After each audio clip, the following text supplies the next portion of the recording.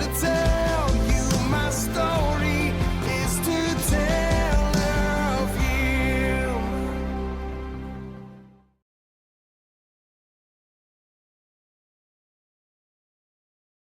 All right, my name is Michael Kerr.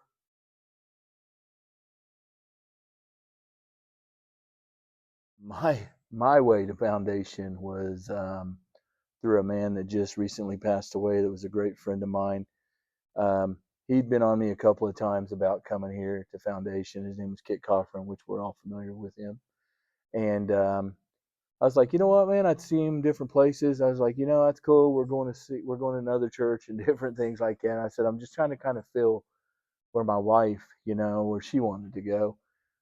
And I was always told that the man needs to be the spiritual provider in the home. I didn't understand it. I didn't grow up like it, but I understood what it meant, right? And so one day I had decided. I was like, Eric was coming out to the wellness center working out. Trevor was coming out working out, and he'd talk to me about it. He's telling me about RU. Miss Sherry, she does my dog's nails, and so she had talked to me about it, told me about the living nativity scene, and so but I was familiar with it. And I'd always hear about Pastor Sam and in the shooting and the concealed carry classes, and that kind of got at me a concern. Then Kit got me again. And he said, "Man, brother, you've got to really just get out there and check it out. What's it going to be? Just bring you and your wife one Sunday and just come check it out." And he said Josiah was coming out here. And I was like, "Oh yeah." I said, "I think I remember hearing Josiah say something about that." So I said, "You know what? Let me pray about it." And I did. I prayed about it that night. And I told my wife the next morning, I said, "I think I want to go to a different church. I want to go check out this Foundation Free Will Baptist Church." And it's out past the Cherokee Casino, and that's where I want to go. And we came here, and I just fell in love with it, man. It's a I've been to many churches. I've dealt with different religions in my life, and when you find someone, I don't want to give Pastor Sam a big head or anything, but you find someone like Pastor Sam that's just so down to earth, that understands. You find a church that doesn't look down on the addict or look down on somebody, and not only that, got the gun toting and all that. I mean, the view the camaraderie here, the spirituality here, the American. I mean, this isn't an American church. I mean, the vets. I mean, you can't ask for a better church. And this is where I love to be.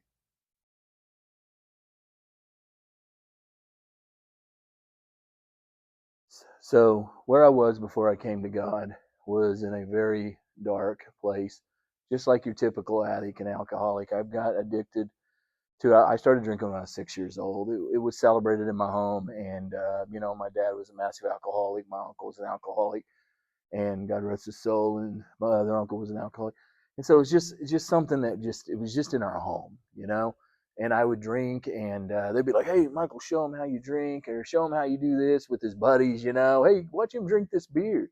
I was 6 years old. I didn't know any different. I just wanted to be a part of the guys. And I remember I started drinking when I was young, and I'm not saying I drank like 6, 7, 8, 9. I mean, that's when I first had my first drink of alcohol, and that's when the first part of my mind was like, wow, this is good.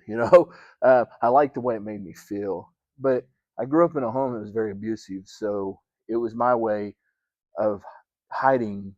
I was hiding behind it. I know that now, but then I didn't know that. My father was an alcoholic, abusive to me and my mom. Um, I called him my dad. I love him as my father.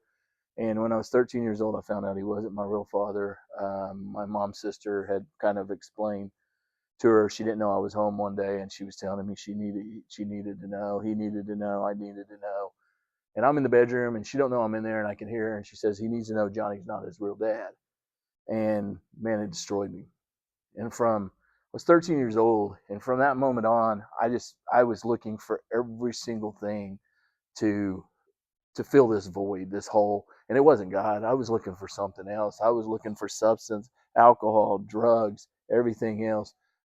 And my mom met this guy, and she always had this thing with, God rest her soul too, that she'd always have this thing with guys that was like I don't know, just they had to be mean. They had to be terrible. They had to, she couldn't never find a guy that was as good. You would think they were good, but they would turn into something else later. And that's what the guy did. That's what Bud did. Um, One night we were sanding some shelves out on Monkey Island on the Monkey Island store, and I was helping him, and he said, "Hey, you sleepy?" And I said, "Yeah." It was like two something in the morning, I think. I can't remember. I'm 17. And he goes, "Hey, I got something for you." And he handed me this little pill, and he told me it was a yellow jacket, and I took it. And I thought, oh, it's going to give me energy. Well, it gave me more than energy. It gave me an addiction because it was meth in a capsule that he gave me. And I'm an addicted personality. And I got addicted to meth. And I just basically just started spiraling down the hill. It was funny because I felt like I had so much control over everything, but I had no control over it, you know? And then when I talk about demons and they talk about demons on earth, to me, I feel like methamphetamine is the demon on earth. It was the demon that had its claws into me and was destroying me. And as the time went on, I I met my maker with it, and I had a bad. I was in a bad spot, and I was living out in Missouri, Branson, and I was between Branson and Springfield. I was at a friend's house, and it was February 13th, 2005, and I found out that dope's going to win every time. I I OD'd, I died, and I woke up in the hospital, and even with that, I still didn't call for God. I will tell you there was a lady nurse there that would always read the Bible to me, and she would talk to me, very, very, very godly woman, amazing woman. But then I just didn't want to hear it. I was so angry at the world, you know. You would think everybody always talks about how this is where I found God and all this, but it wasn't. It was dark. I was scared. I was like a little boy trapped in this body, It was weird, and had to learn how to walk, had to learn how to talk again. Um, I went through that for almost a little more than 4 months, and they finally released me out. And I agreed that I would go to rehab, and I didn't. And it was like I was drinking to cover the void of all the other stuff, but it was also like I was drinking to cover that darkness that I felt and seen, you know. And when I tell you darkness, like there's there was something wrong with me, like mentally, spiritually, something very wrong with me. And I tried to find every god in the world to fix that. I did. I got the Buddha. I got into Buddhism. I've tried every god in the world to fix that. Even as deep as Wiccan. I couldn't. There was nothing that was fixing this, man. Nothing at all. I ended up coming back to Oklahoma.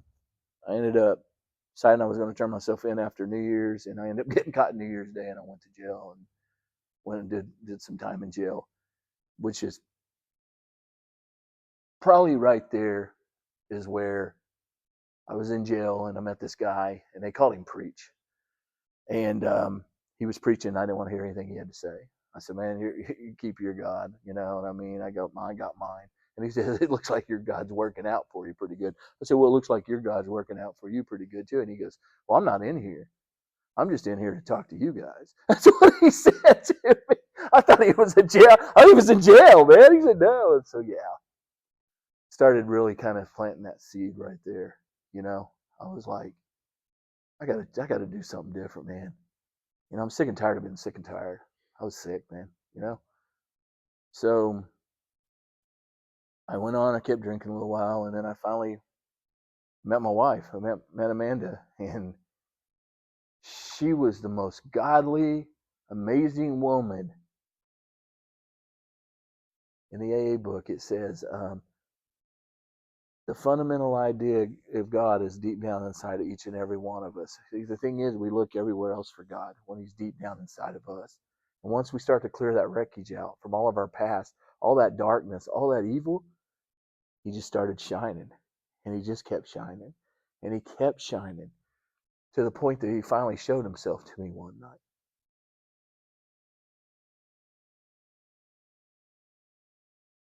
I was laying in my bed with my wife. We had just went to Joplin. She got her nails done, and I was trying to make her happy, or just kind of comfort her because her good friend from the sobriety, Lynn, had passed away. And I just kept noticing there was these stars. I got a ceiling fan above my bed. I'm like, why am I seeing stars? And I'm laying there with my wife, and I thought, am I dreaming? What's going on? And all of a sudden, I turned around and I looked up, and there was all these stars, and it was just like the roof was gone, and it was just stars. And then I looked to the right.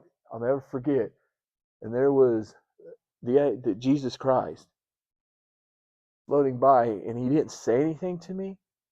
He had a tattered robe on, and he had his hands open like this, and he just smiled at me. And at that moment, I just heard this voice in my head that said, I got you. I got you. And that's where everything started to change, man. This is exactly when I surrendered to God. And that's when I started realizing there is really a God. And I was completely wrong. And all those times, since then, I know now, all those times, everything that's ever happened to me, nothing happens in this world without God. Nothing happens in this world by mistake without God.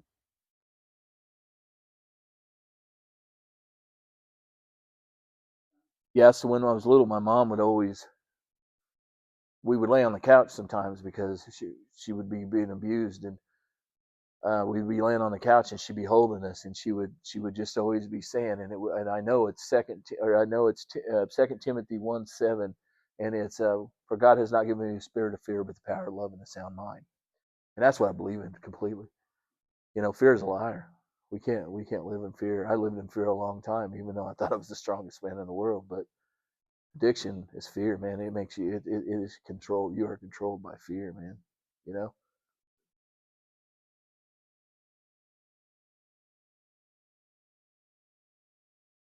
What would I say to someone that's struggling with addiction? If I were in an elevator with them and I knew they were struggling, I would say to them, "I love you, brother," or "I love you, sister.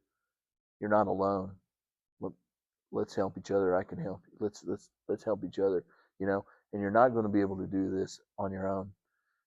We got to get sober for ourselves. We can't get sober for everybody else. I know that. But most importantly, God's going to help you become sober. And that's a true fact. He will. That's no doubt in my mind. You know, that's what I would say to him. Oh, to tell you my story.